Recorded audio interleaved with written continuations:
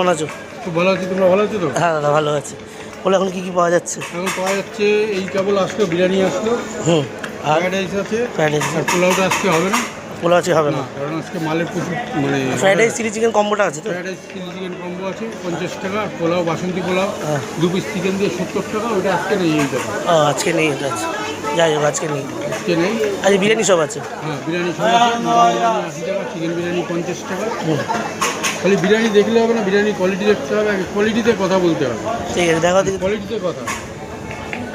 এখানে ওই মাংস ভাত পাবা না, মাংস ভাত এখানে পাওয়া যায় না, এখানে বিরিয়ানি পাওয়া যায়।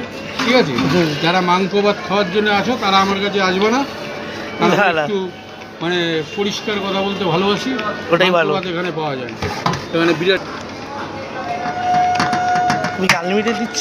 না, 50 টাকায় আনলিমিটেড বিরিয়ানি বেচলে পরে তো আমার বাড়ি গাড়ি সব বেচতে হবে যা আছে। চিকেনে কত গ্রাম পিস দিচ্ছ দাদা? এই 90 থেকে 100 চিকেনের পিস। আচ্ছা, আর আর মাটন? চিকেন দেখো এই যে এখনই মানে বের করতে গিয়ে ভেঙে যাচ্ছে, তার মানে বুঝতেই পারছো।